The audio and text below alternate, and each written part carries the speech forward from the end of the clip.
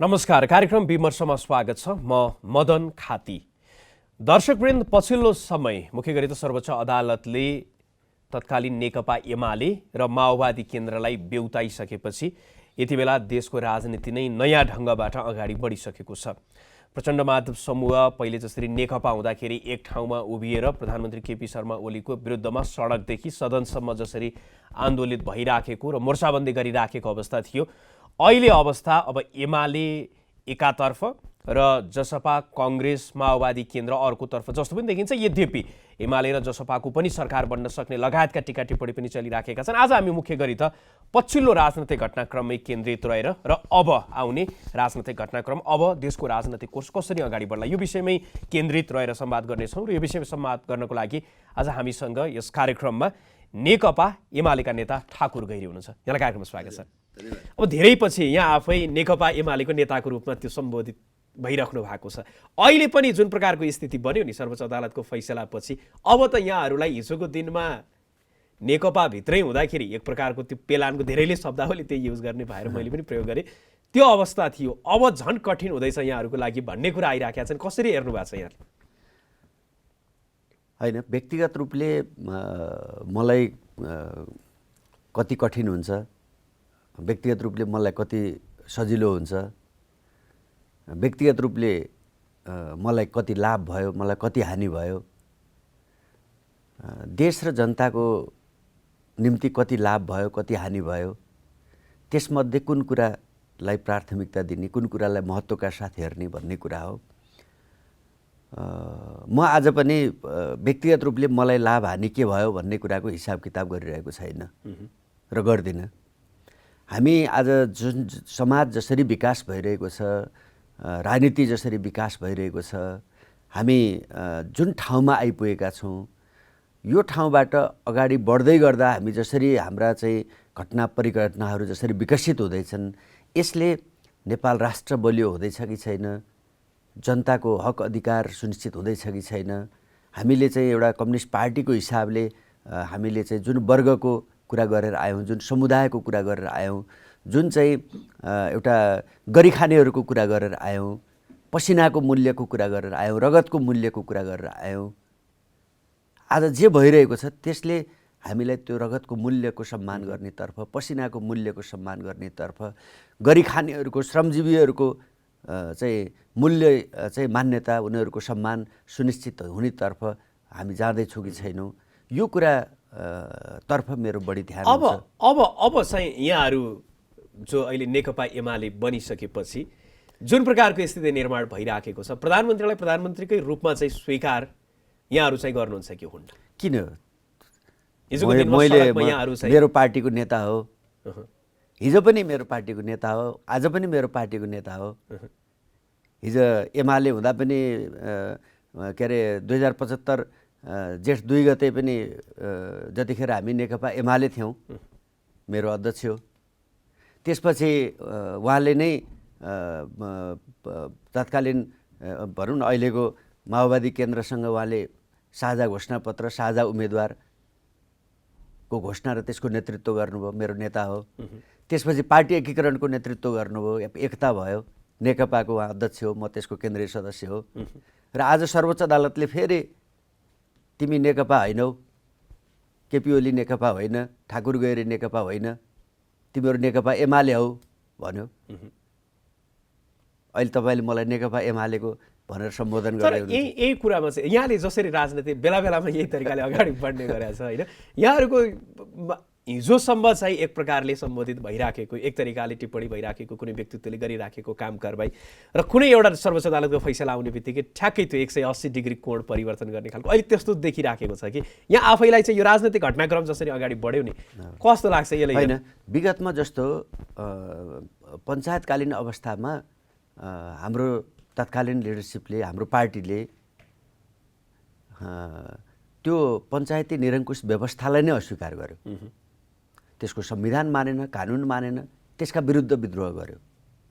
त्यसले चाहिँ दलमाथि प्रतिबन्ध लगायो, पञ्चायतले त्यो प्रतिबन्धसँग जुध्यो, लड्यो, भूमिगत बस्यो, जेल बस्यो, नेल बस्यो, होइन, मारियो, शहीद भयो, अनेक भयो, बचेकाहरूले त्यसलाई नेतृत्व गरेर बसे। पछि 46 पछि तपाईँले हेर्नुभयो भने पनि 51, 52, 51तिर आइसकेपछि फेरि चाहिँ तत्कालीन नेकपा माओवादीले विद्रोह गर्यो। यो देशको संविधान मान्दिनँ, कानुन मान्दिनँ, यसका विरुद्ध विद्रोह गर्छु भन्यो, सशस्त्र युद्ध गर्यो, भूमिगत भयो होइन, उसको टाउको मूल्य तोकियो, के भयो, हत्या हिंसा भयो, धेरै मान्छे शहीद भए। तर हामी जब राजा ज्ञानेन्द्रको फेरि उदय भयो, निरङ्कुशता भयो, हामी त्यसका विरुद्ध लड्यौँ। सशस्त्र ढङ्गले साथीहरू लड्नुभयो, हामी शान्तिपूर्ण तरिकाले लड्यौँ। पछि फेरि संयुक्त 19 दिने शान्तिपूर्ण जनआन्दोलन भयो, विकसित भयो र त्यो निरङ्कुशताको अन्त्य भयो। त्यो संविधान नै हामीले चाहिँ फाल्यौँ र फेरि जनताले लेखेको संविधान बनायौँ। हामीले लेख्यौँ, आफैले लेख्यौँ, देशले लेख्यो, जनताले लेख्यो र त्यो संविधान बमोजिम आइसकेपछि आज हामी जनताले लेखेको संविधान मानिरहेका छौँ र त्यो संविधानले बोल्न, लेख्न, सभा सम्मेलन गर्न, चुन्न, चुनिन अधिकार दिएको छ होइन। पार्टी आफूलाई मन लागेको विचार अभिव्यक्त गर्न, त्यो विचारमा सङ्गठित हुन छुट दिएको छ। त्यसकारणले हामी यो संविधान मानेका छौँ। संविधान मानेको शक्ति, मानेको दल, त्यसमा आबद्ध कार्यकर्ताको हिसाबले त्यो संविधान बमोजिम न्यायपालिका, कार्यपालिका, व्यवस्थापिका बनेको छ र त्यही संविधान बमोजिम बनेको न्यायपालिकाले गरेको फैसला अहिले कार्यान्वयनमा गएको छ। यहाँ आफैले र यहाँको समूह जति बेला अहिले जुन समूहमा रहनु भएको छ, हेर्दाखेरि चाहिँ बाहिरबाट अब नेकपा, यहाँ आफै पनि एमालेको चाहिँ केन्द्रीय सदस्य पनि हुनुहुन्छ, केन्द्रीय समितिको बैठक बस्दै गर्दाखेरि यहाँहरूको सम्म त्यहाँ अल्पमतमा हुँदै गर्दाखेरि त्यहाँ चाहिँ अब प्रधानमन्त्रीलाई हिजोको दिनमा यहाँले प्रतिगमनकारी भन्नुभयो, निरङ्कुशवादी भन्नुभयो, बैठक नमान्ने भन्नुभयो, वितण्डवादी लगायतको कुराहरू यहाँ सिधै यहाँको होइन कि त्यो तरिकाले चाहिँ यहाँको समूहबाट त्यसरी लाग्यो।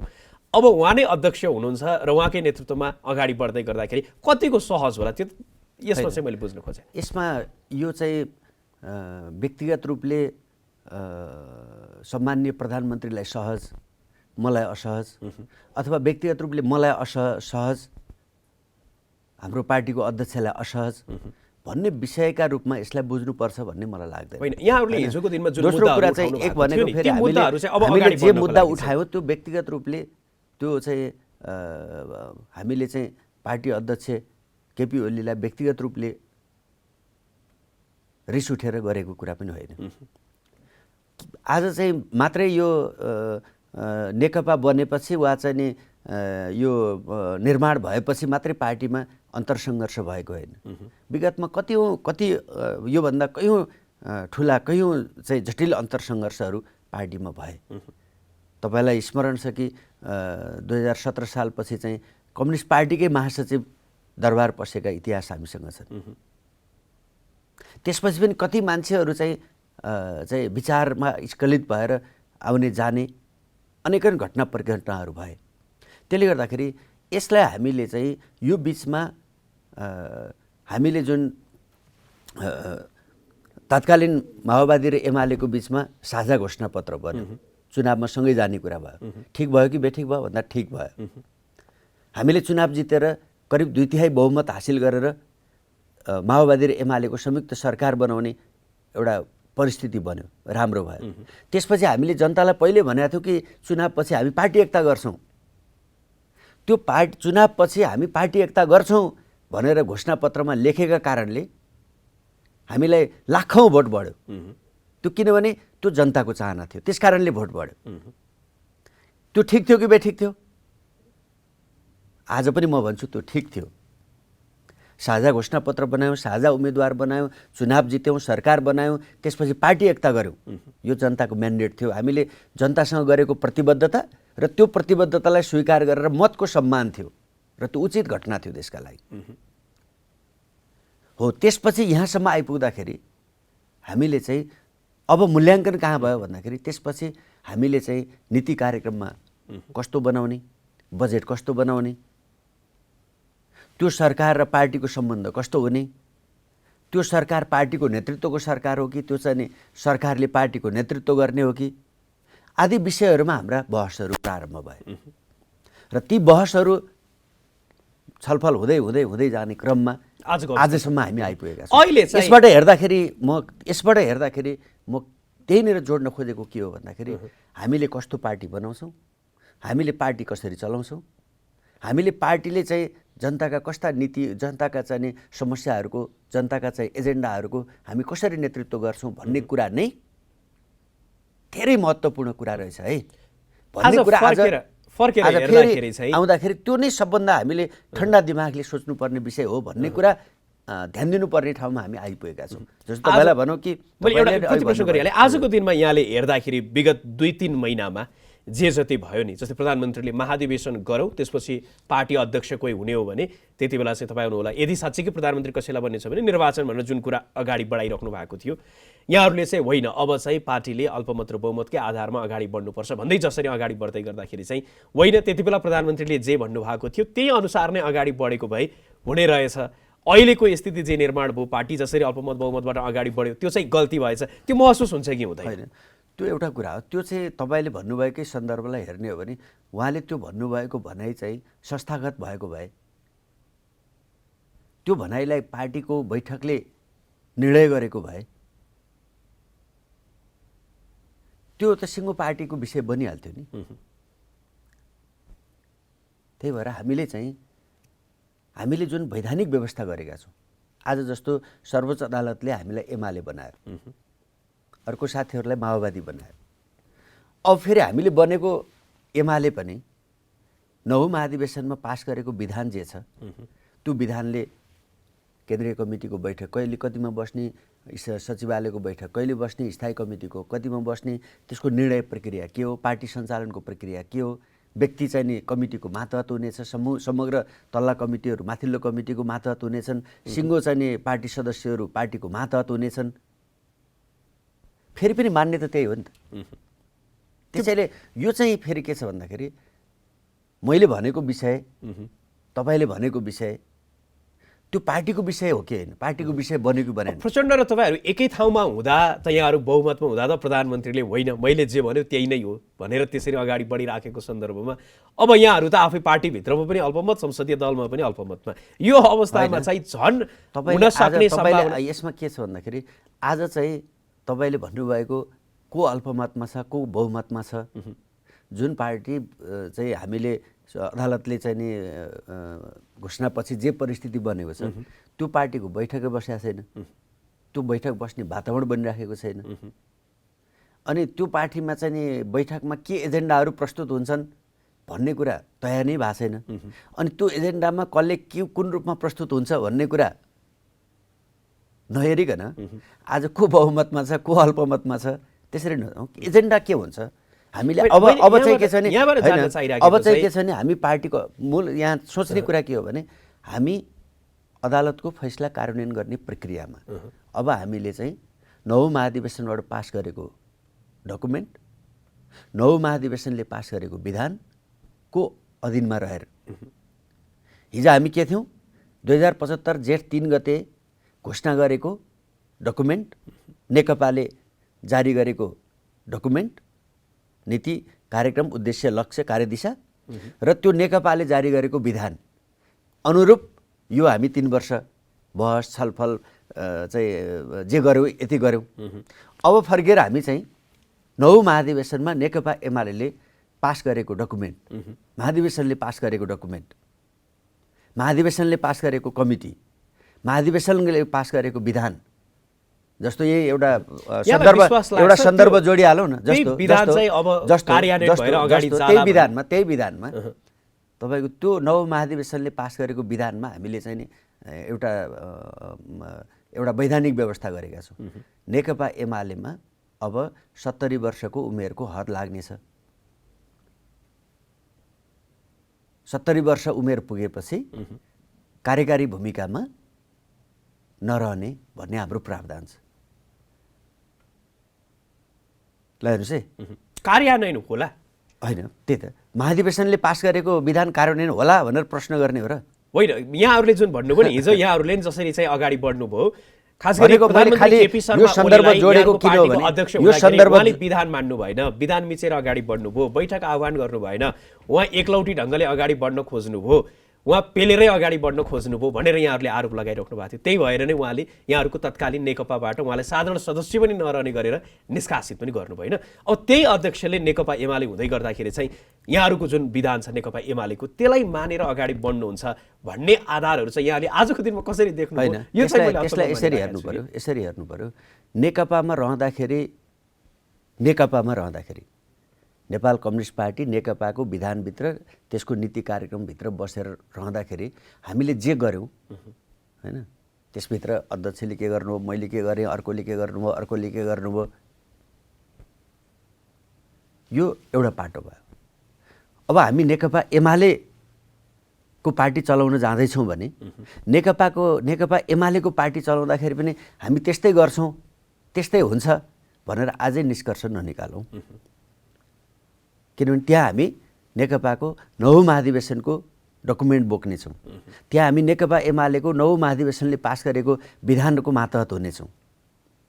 त्यस अनुरूप हामी चल्यौँ भने र योसँग म के जोडेको भने फेरि पनि तपाईँको सुरुको प्रश्नमा मैले भनेको थिएँ, फेरि पनि नेपालको सन्दर्भमा हामीले चाहिँ जे उद्देश्यका लागि कम्युनिस्ट पार्टीको जन्म भयो, पुष्पलालले 6 सालमा कम्युनिस्ट पार्टीको गठन गर्नुभयो। हामी त मार्क्सवादी विचार संसारको सबभन्दा उन्नत विचार हो, जनताको परिवर्तनको लागि, जनताको मुक्तिको लागि यदि सम्भव छ भने त्यो मार्क्सवादी विचारबाट मात्रै सम्भव छ भनेर त्यसको लागि लड्दै आएको हो नि त हामी। त्यसले गर्दाखेरि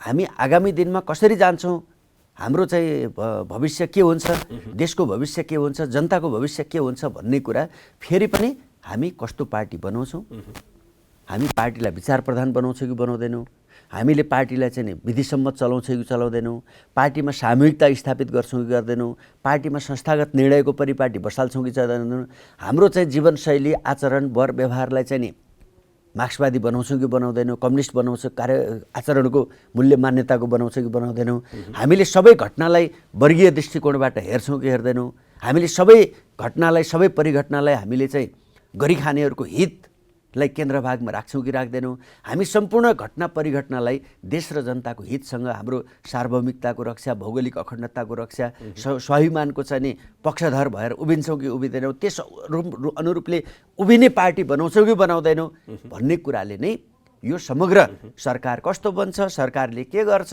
होइन, हामीले के गर्छौँ, मैले के गर्छु, मैले पद पाएँ कि पाइनँ, पाउँछु कि पाउँदिनँ, यी सबै कुराको हिसाब किताब कस्तो पार्टी बनाउँछु। अबको 2 वर्ष जुन समय छ नि निर्वाचनसम्म चाहिँ यहाँहरूले प्रधानमन्त्रीको रूपमा चाहिँ केपी शर्मा ओलीलाई नै अगाडि बढाउने छ कि उहाँले चाहिँ यहाँहरूले हिजोको दिनमा तत्काल राजीनामा दिनुपर्छ भनेर बताइराख्नु भएको थियो। अबको यहाँकोमा केही फरक छ स्ट्यान्डमा? होइन, यदि राजीनामा दिनुपर्छ भनेको थियो भने पनि त्यो नेपाल कम्युनिस्ट पार्टी नेकपाबाट त्यही व्यक्ति अब त्यो नेकपा नै छैन। हाम्रो पार्टीको आज देशमा चाहिँ सर्वोच्च अदालतले जुन झगडा भएको, बेमेल भएको, असहमति भएको नेपाल कम्युनिस्ट पार्टी नेकपा थियो, त्यसलाई बदर गरिदियो। अझै पनि यहाँले जुन भन्नु पनि कुनै एउटा वस्तु रातो छ भने नेकपामा रहँदाखेरि त्यो व्यक्तिले कुनै वस्तुलाई रातो देख्ने र एमालेमा आउँदाखेरि त्यही वस्तु कालो देख्ने, त्यस्तो हुन्छ र यदि नेपालमा एउटा नयाँ अभ्यास हुँदैछ हेरौँ न। उसो भए चाहिँ यहाँहरूले हिजोको दिनमा राजीनामाको कुरा आइराखेको थियो, यहाँले अगाडि भन्नुभयो सरकार चाहिँ समाजवाद उन्मुख, हाम्रो संविधानले समाजवाद उन्मुख भनिराखेको छ, तर सरकारका काम कारबाही, नीति, सरकारले गरिराखेको व्यवहार त्यो चाहिँ समाजवाद उन्मुख गराउने खालको भएन भनेर यहाँहरूले बताइराख्नु भएको थियो। अबको दिनमा चाहिँ यहाँहरूको अपेक्षा? होइन, त्यही भने हाम्रो सरकार पार्टीको नेतृत्वको हुन्छ, हिजो पनि त्यही हो, भोलि पनि त्यही हो, दलीय प्रणालीमा होइन। हामीले लिएर आएको गणतन्त्र हेर्नुहोस् न, तपाईँले पहिलो संविधानपछि हामीले सबै दलहरू जबसम्म माओवादीले सशस्त्र युद्ध चलाइराख्यो, हामीले एक्लै सशस्त्र शान्तिपूर्ण आन्दोलन चलाइराख्यौँ, ज्ञानेन्द्रको डुलघुम चोरीफुरी हरकत बढ्दै गइराखेको थियो। हजार मान्छेहरू चाहिँ नि ज्ञानेन्द्र जाँदाखेरि जम्मा हुने स्थिति थियो। तर जब युद्धविराम भयो र हामी शान्तिपूर्ण बाटो आन्दोलन सुरु गऱ्यौँ, आजभन्दा भोलि, भोलिभन्दा पर्सि, पर्सिभन्दा निकै पर्सि हजारौँ हजार मानिसहरू जनताहरू सडकमा निस्किने स्थिति बन्यो र ज्ञानेन्द्रले चाहिँ पत्रकार सम्मेलन गरेर जनताको नासो जनतालाई भनेर घर जाने स्थिति भयो। भएन र? भयो नि त। भने आज हामीले चाहिँ त्यसपछि पहिलो संविधान सभा दलहरू आफैमा दलहरूभित्र आफैमा युनानिमस भएन, दलको बिचमा युनानिमस भएन, पहिलो संविधान सभा नै विघटन भयो। नेपालमा हुनुपर्ने थियो र विघटन थिएन। त्यसले आन्दोलनको स्पिरिटको निरन्तरता बोकेन त्यति बेला, दलहरूले बोकेनन्। दोस्रो संविधान सभा भयो, त्यो पनि कठिन तरिकाले चाहिँ जारी भयो। जारी हुने बेला बनिसकेपछि पनि जारी हुन्छ कि हुन्न भन्ने ठुलो त्रासका बिचमा जारी भयो। किन जारी भयो भन्दाखेरि दलहरूले एउटा प्रतिबद्धता गरे कि हाम्रो संविधान हामी आफै आजकै विषयवस्तुमा हो। त्यस्तै आज म आउँदाखेरि अब हामीले चाहिँ फेरि पनि हामीले कस्तो दल बनाउँछौँ, दलहरूको बिचको सम्बन्धलाई कसरी हेर्छौँ भन्ने कुराले नै यो गणतन्त्र, यो संविधान, यसको रक्षा, यसको कार्यान्वयन, न्याय, समानता, समृद्धि, विधिको शासन, कानुनी राज्य, हामीले मानवाधिकार, प्रेस स्वतन्त्रता जे भनेका छौँ ती सबैको प्रत्याभूतिको ग्यारेन्टी कसले गर्ने हो भन्दाखेरि दलले गर्ने हो। दल बलियो भयो, दल राम्रो भयो, दलले चाहिँ नि के छ भन्दाखेरि ती सबै कुरालाई चाहिँ नि नेतृत्व गर्ने क्षमता राख्यो। अथवा कम्युनिस्ट पार्टीको हकमा भन्नुहुन्छ भनेदेखि त अझै यो चाहिँ विचार प्रधान, विचारका आधारमा सबै कुरालाई हेर्ने र निर्णय गर्ने ठाउँमा हामी उभिन्छौँ कि उभिन्नौँ भन्ने कुराले हाम्रो भोलिको यात्रा के हुन्छ भन्ने कुरा तय हुन्छ। अब आजकै विषयमा हो, अहिले हेर्दाखेरि अब सरकार माओवादी केन्द्रले समर्थन फिर्ता लिने बित्तिकै अल्पमतमा पर्ने देखिन्छ। 30 दिनभित्रमा विश्वासको मत लिनुपर्ने र त्यति बेला जसपा चाहिँ निर्णायक बन्ने जस्तो देखिएको छ। अहिले पनि प्रधानमन्त्री केपी शर्मा ओली र जसपा बीचमा रेशम चौधरीलाई रिहाई गर्ने, त्यति बेलाको मुद्दाहरू चाहिँ थरुवाट आन्दोलनमा भएका मुद्दाहरू फिर्ता लिने लगायतको विषयमा त्यो सघन रूपमा वार्ता चलिराखेको भन्ने कुरा आइराखेको छ। यद्यपि एमाले बिउतिए पनि अहिले एमालेको त्यस्तो औपचारिक बैठक बसेको, सरकार कसरी बढ्ने, विश्वासको मत लिँदै गर्दाखेरि कससँग सहकार्य गरेर अगाडि बढ्ने भन्ने विषयमा त्यस्तो छलफल भएको अवस्था छैन। यहाँ आफैले चाहिँ अहिले सरकार फेरि विश्वासको मत लिनको लागि र बहुमतमा रहनको लागि जुन प्रकारको अहिले चलिराखेको छ नि तानातानीको स्थिति, यसलाई कसरी हेर्नु भएको छ? जसपासँगको सहकार्यलाई मैले मेरो एउटा पार्टीको सदस्यका हिसाबले अझै त्यसमा पनि एउटा चाहिँ नि अहिले मैले चाहिँ केवल आजको दिनमा उभिएर भन्दाखेरि एउटा चाहिँ कम्युनिस्ट कार्यकर्ता अथवा वामपन्थी विचार बोक्ने, कम्युनिस्ट विचार बोक्ने एउटा नेपाली नागरिकको हिसाबले मेरो चाहना भन्नुहुन्छ भने फेरि पनि नेपालमा कम्युनिस्ट पार्टीहरूको बिचको एकता, आज त्यस रूपमा त्यो रूपमा भनेको फेरि पनि एमाले र माओवादीको एकता सम्भव छ र अब त्यो आजको आवश्यकता हो। र त्यो चाहिँ आजको आज तपाईँले भने जस्तै छ, लागिराखेको छ। तर त्यसको लागि हामी त्यसको कहीँ न कहीँ त्यसका आधारहरू आज पनि छन्। त्यसको औचित्य हिजो यो दुईटा पार्टीको एकता औचित्यहीन थियो भन्ने कुरा म मान्दिनँ। र आज पनि त्यो औचित्यपूर्ण छ, बनाउन सकिन्छ र त्यो अपरिहार्य छ। त्यसको लागि आज असम्भव देखिएको छ, तर पनि म एउटा देशको नागरिकको हिसाबले भन्नुहुन्छ भने म आज पनि यो नेकपा एमाले र माओवादीको संयुक्त सरकार बनाउने दिशातर्फ मुलुक गए हुन्थ्यो, नेताहरूले त्यस रूपले पहल कदमी गरे हुन्थ्यो भन्ने नै म चाहना राख्छु। किनकि हामी जनतासँग प्रारम्भमा भन्नुहुन्छ नि हाम्रो आज चाहिँ देशमा हामीले चाहिँ घरमा गएर तपाईँले चाहिँ नि तपाईँको पुस्तकालयमा गएर योभन्दा अघिल्लो चुनावको घोषणापत्र पल्टाउनु भयो भने त्यहाँ चाहिँ नेकपा एमाले र माओवादीको साझा घोषणापत्र पाउनुहुन्छ। हो, त्यो साझा घोषणापत्र कार्यान्वयन गर्ने दायित्व सरकारको माध्यमबाट हाम्रो काँधमा छ। भनेपछि त्यो दायित्व पुरा गर्नको लागि यो दुईटाको संयुक्त सरकार, संविधानको धारा 76 को 2 बमोजिमको सरकार बन्ने कुरा नै त्यो नेचुरल कुरा हुन्छ र भोलिको एकतालाई चाहिँ नयाँ आधार दिने प्रारम्भ पनि हुन्छ। अहिले हेर्दाखेरि त्यस्तो देखिया छैन। अहिले हेर्दाखेरि चाहिँ हिजो मात्रै पनि नेकपाले यद्यपि अहिलेसम्म समर्थन फिर्ता लिएको त छैन, तर कङ्ग्रेस सभापति र जसपाका नेताहरूसँग भेटेर प्रचण्ड आफैले चाहिँ अब ओली बाहेक इतरको चाहिँ सरकारमा जानु पर्यो भन्ने खालको त्यो अगाडि उहाँहरू त्यसरी अगाडि बढिराखेको, यता प्रधानमन्त्री चाहिँ जसपाको एक समूहलाई चाहिँ लिएर नभए जसपालाई लिएर सरकार बनाउन खोजिराखेको। मैले यसमा थियो कि प्रश्न, जसपा संविधान संशोधनको कुरा ऊ गरिराखेको छ, ऊ रेशम चौधरीको रिहाईको कुरा गरिराखेको छ, थरुवाटमा लगाइएका विभिन्न राज्यले लगाएका मुद्दाहरू फिर्ता हुने कुरा गरिराखेको छ। यसको मूल्यमा चाहिँ उसँग सम्झौता गरेर अगाडि बढ्दै गर्दाखेरि चाहिँ यहाँहरूले देखिराखेको हिजोको दिनमा यहाँहरू नै त्यो आन्दोलन हुँदै गर्दाखेरि सबैभन्दा कट्टर त्यसको विरोधमा चाहिँ नेकपा एमाले देखिन्थ्यो होइन। संघीयताकै सन्दर्भमा अलि बढी अनुदार जस्तो पनि नेकपा एमाले देखिन्थ्यो र उहाँहरूको पनि एमाले यदि यसमा सहमत भयो भने कङ्ग्रेस र माओवादी केन्द्र त पहिले नै यो एजेन्डामा सहमत भइसकेका छन्। संविधान संशोधनको कुरा, रेशम चौधरी निकाल्ने कुरा सहज हुन्छ भन्ने तरिकाले जसपाका नेताहरू बताइराखेका छन् भने यसलाई चाहिँ कसरी हेर्नुहुन्छ? हामी चाहिँ संघीयताका बारेमा अनुदार भन्ने कुरा होइन,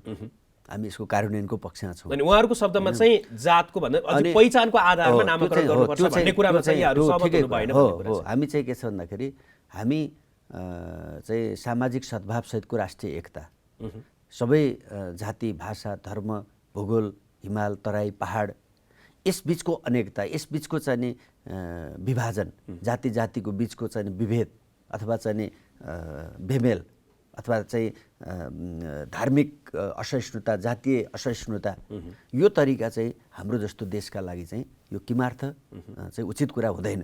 त्यसकारणले हामी सबैको एकता आजको आवश्यकता हो भन्ने कुरा विगतदेखि उठाउँदै आइरहेका छौँ र त्यो नै आजको सन्दर्भमा पनि सही कुरा हो।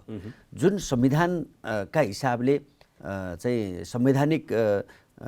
संविधान निर्माण गर्ने बेलामा हामीले जुन जनताका एजेन्डाहरू स्थापित गरेका छौँ ती एजेन्डाहरूलाई कार्यान्वयन गर्ने दायित्व फेरि पनि आज हाम्रो काँधमा छ। त्यसलाई पुरा गर्ने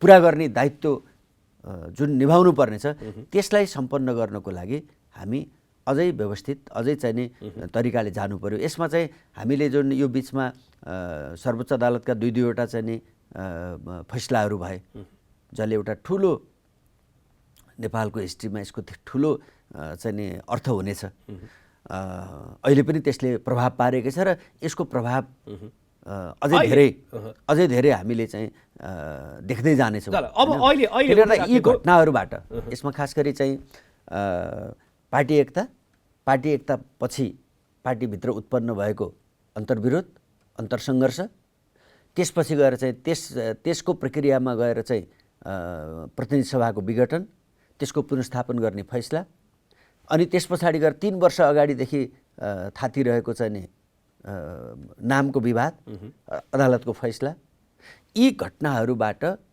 आज हामी जो एमाले भएका छौँ, जो माओवादी भएका छौँ, हिजो हामी त एउटै थियौँ नि, नेकपा थियौँ नि, त्यो जता जता भएको भए पनि यसले चाहिँ यो घटनाबाट हामीले सिक्छौँ कि यो घटनाहरूबाट हामीले गम्भीर आत्मसमीक्षा गर्छौँ कि हामीले चाहिँ यी घटना घट्ने क्रममा हामी जुन पोजिसनका साथ जे गरेका थियौँ त्यसैको हिसाब किताब लिने र दिने गरेर अगाडि बढ्छौँ। अब अहिले यो प्रश्न फेरि पनि आगामी दिनमा यो कस्तो पार्टी बनाउँछौँ, कम्युनिस्ट पार्टी बनाउँछौँ कि बनाउँदैनौँ, दक्षिणपन्थसँग लड्ने पार्टी बनाउँछौँ कि बनाउँदैनौँ, दलाल पुँजीवादसँग लड्ने पार्टी बनाउँछौँ कि बनाउँदैनौँ भन्ने कुरासँग नै यी सबै कुराको जवाफ हुन्छ भन्छु म। अब अहिले आज चाहिँ मुलुकमा गरी खानेहरूको हित, मुलुकमा पसिना बगाउनेहरूको हित, मुलुकमा चाहिँ नि जातका नाममा, धर्मका नाममा, लिङ्गका नाममा हेपिएका, पेलिएका, शोषणमा परेका, उत्पीडनमा परेका नागरिकहरूको हित सोच्ने पार्टी बनाउने हो भने दलाल पुँजीसँग, दलाल पुँजीवादसँग लड्ने, दक्षिणपन्थसँग लड्ने, प्रगतिशील, आमूल परिवर्तनकारी, वैज्ञानिक समाजवादको दिशातर्फ अगाडि बढ्ने पार्टी निर्माण आजको आवश्यकता हो। अब अहिले चाहिँ प्रधानमन्त्रीको पछिल्लो सर्वोच्चको फैसलापछि उहाँ समर्थित जति बेला चाहिँ उहाँहरूलाई समर्थन गरिराखेको वर्गले के भनिराखेको छ भने अब चाहिँ हामीले हिजो जो प्रधानमन्त्रीलाई 4 पटकसम्म चाहिँ पार्टी सदस्यबाट निष्कासन गर्ने खुल्ला मञ्चबाट प्रधानमन्त्री कतै न कतै प्रधानमन्त्रीको विरुद्धमा चाहिँ लाग्ने ती अनुहारहरू अहिले पनि झलझली छ, तिनलाई चाहिँ बिर्सन सकिन्न भन्ने कोडबाट कुराहरू आइराखेका छ। यसमा चाहिँ तपाईँले कसरी हेर्नु भएको छ? होइन, त्यसमा चाहिँ नि हिजो नेकपामा रहँदाखेरि हामीले अस्ति फैसला हुनुभन्दा केही मिनेट अगाडिसम्म पनि नेकपाको आधिकारिक को हो भन्ने कुराको दाबीसहित हामी घन्टै पछि कहिले प्रधानमन्त्री पार्टी अध्यक्ष, कहिले चाहिँ अर्का पूर्व प्रधानमन्त्रीहरू पार्टी अध्यक्षसहित निर्वाचन आयोगमा पालो हाम्रो दौड चलिरहेको थियो, होइन र? दौड चलिरहेको थियो। कति दिन भयो र फैसला भएको भने अब चाहिँ त्यो बिचको अवधिभित्र दुवैलाई कारबाही गर्यौँ, दुवैलाई चाहिँ जित्ने प्रयत्न गर्यौँ। तर अब के भयो त भन्दाखेरि चाहिँ त्यतिखेर चाहिँ एउटा नेकपाले अर्को नेकपालाई भनेको थियो भने पनि, कारबाही गरेको थियो भने पनि एउटा नेकपाले अर्को नेकपालाई गरेको थियो, जबकि त्यो नेकपा नै हामीसँग आज छैन। तर यसरी उहाँहरूले बुझ्नु भएको छैन नि, उहाँहरूको कुरा त के र हामी चाहिँ के छ भन्दाखेरि हामी हिजो चाहिँ हामीसँग दुईटा, हिजो हामीले एकता गर्दाखेरि दुईटा अध्यक्ष बनायौँ। एउटा अध्यक्षले एउटा नेकपाको नेतृत्व गरिराख्नु भएको थियो, अर्को अध्यक्षले अर्को नेकपाको नेतृत्व गरिरहनु भएको थियो। तर हामी दुईटा अध्यक्षको नेकपाका मान्छेहरू थियौँ, दुईटा अध्यक्षले नेतृत्व गरेको नेकपाका मान्छेहरू थियौँ। अन्तरसङ्घर्ष बढ्दै जाँदाखेरि दुईटा अध्यक्षले अलग अलग नेतृत्व गरेर अन्तरसङ्घर्ष गर्ने परिस्थिति बन्यो। त्यो परिस्थिति उचित थियो कि थिएन? त्यो ठाउँमा पुग्नु हुन्थ्यो कि हुन्थेन? त्यो ठाउँमा हामी किन पुग्यौँ? त्यसका चाहिँ नि कमी कमजोरीहरू के थिए? त्यसमा मूल कमजोरी कसको थियो? सहायक कमजोरी कसको थियो? त्यसमा एउटा पक्ष भयङ्कर चाहिँ नि शुद्ध थियो, अर्को पक्ष भयङ्कर अशुद्ध थियो। अब हामी त्यता गयौँ भने हामीले फेरि चाहिँ त्यसको सही निष्कर्षमा पुग्दैनौँ। त्यसकारणले यो सबै त्यसको पक्ष विपक्ष जे थियो त्यो सबै के भयो, त्यसलाई सबैलाई अदालतले तिम्रो सबै कार्यक्रमको लगभग अन्तिम। त्यसैले गर्दाखेरि अब हामी चाहिँ हाम्रो पार्टी अध्यक्ष सम्माननीय प्रधानमन्त्री पनि लाई पनि तिमी एमाले हौ भनिदिएको छ अदालतले, तिमी नेकपा होइनौ भनेको छ। म र म जस्ता लाखौँ कार्यकर्तालाई पनि तिमीहरू चाहिँ के अरे एमाले हौ भनिदिएको छ। अब हामी एक ठाउँमा बसेर त्यहाँभित्र पनि कसैलाई बस्न मन लाग्ला, कसैलाई बस्न मन नलाग्ला, होइन, कसैलाई अन्त जान मन लाग्ला, कसैलाई अन्तबाट यहाँ आउन मन लाग्ला। त्यो हरेक व्यक्तिका स्वतन्त्र कार्यक्रमको अन्तिममा इच्छा हो। त्यसैले गर्दाखेरि अब हामी त्यहाँ बसेर हेर्ने हो। त्यसैले नेकपाकोमा गरेको कारबाही एमालेलाई गरेको कारबाही हो, अथवा एउटा चाहिँ पहिल्यै एमाले थियो अर्को अब एमालेमा फर्किने हो भन्ने जस्ता कुरा गर्नु सान्दर्भिक छैन र त्यो उचित कुरा पनि होइन। हस्, यहाँले आफ्नो महत्त्वपूर्ण समय हामीलाई उपलब्ध गराइदिनु भयो। यहाँको महत्त्वपूर्ण समय र संवादको लागि यहाँलाई धेरै धन्यवाद। दर्शकवृन्द, उहाँ हुनुहुन्थ्यो नेकपा एमालेका नेता ठाकुर गैरी। उहाँसँग आज हामीले पछिल्लो राजनैतिक अवस्थामै केन्द्रित रहेर संवाद गऱ्यौँ। आजको लागि कार्यक्रम विमर्शलाई निर्धारित समय सकिएको छ। जनताद्वारा जनताका लागि प्रसारित जनता टेलिभिजन हेरिरहनुहोस्। नमस्कार।